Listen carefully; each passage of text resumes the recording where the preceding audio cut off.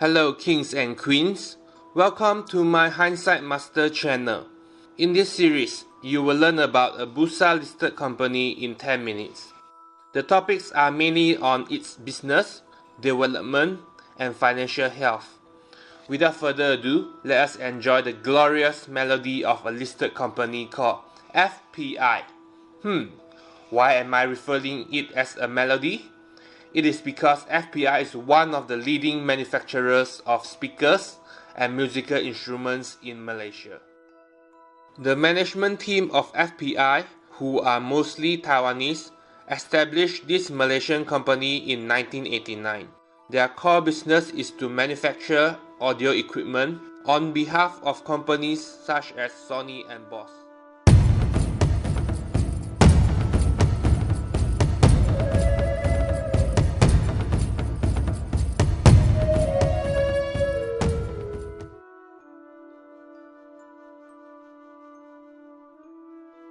In the beginning, FPI focuses on conventional speaker manufacturing, including the soundbar for TV. Under the development of technology, the company's OEM portfolio includes wireless Bluetooth speakers from companies like Boss. Now, the most anticipated industries such as Internet of Things, driverless car, and virtual reality have boosted the demand for smart audio systems. According to Technavio, global speaker market will post a CAGR of 4% from 2018 to 2022, while smart audio system will post a CAGR of 12% in the same period. One of FPI's customers, Sony, has stepped its foot into producing smart speaker under the product name LFS50G. Smart audio industry that is powered by AI has been and is expected. Sony is the major customer of FPI that constitutes 50% of its revenue. Other than Sony, FPI's clientele includes Flextronics, OEM for US Boss, Panasonic, Sharp, and so on. Some of them request FPI to design their products on behalf of them.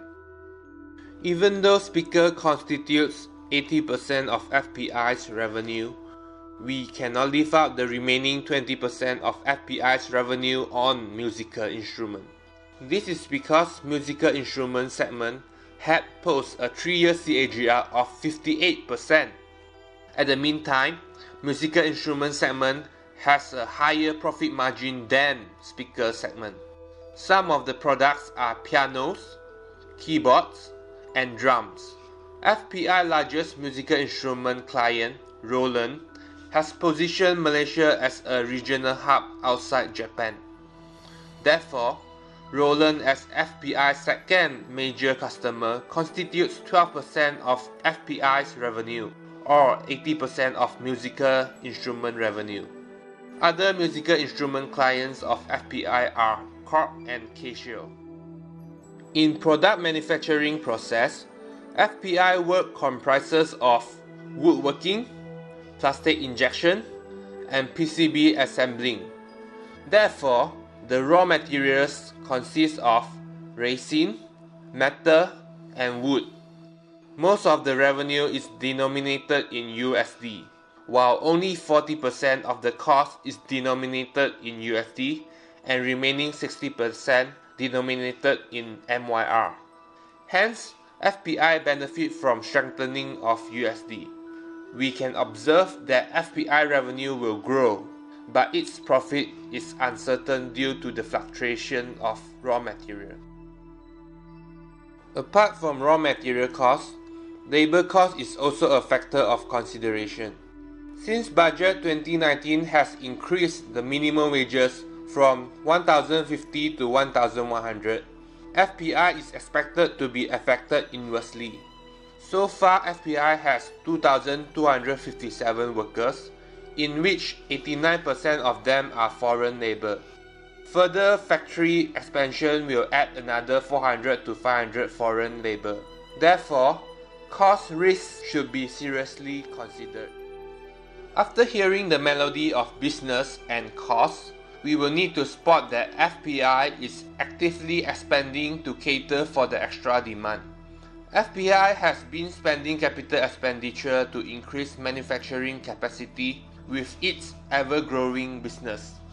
Currently, FPI is based in 3 locations, namely Port Klang, Sungai Petani, and Taiwan. Port Klang and Sungai Petani oversee manufacturing, while Taiwan oversees designing.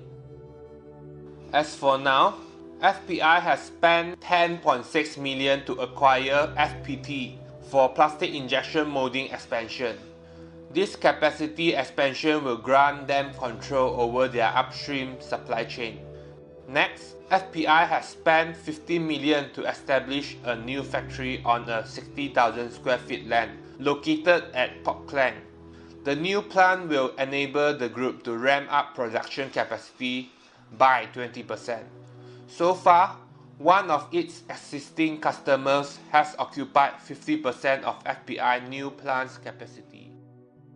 Since FPI largest shareholder, Wistron Corporation, has a factory located in Port Klang, and FPI has a 20-acre vacant land beside Wistron's factory, both companies is expected to have potential synergy in the future.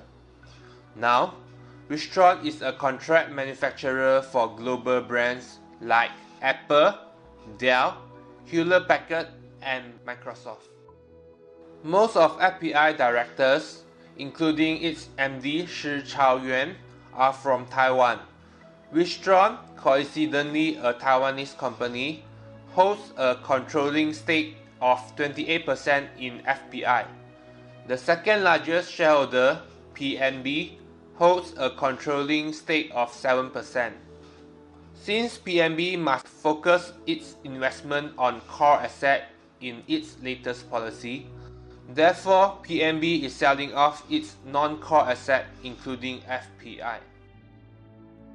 For the past 5 years, FPI's revenue and profit has been growing gradually. Its asset and cash have been growing as well under an unleveraged balance sheet. Currently, FPI's net cash position is 138 million or 55.5 cents per share. FPI has a relatively high return on equity and margin, thanks to its rapid expansion in musical instrument segment.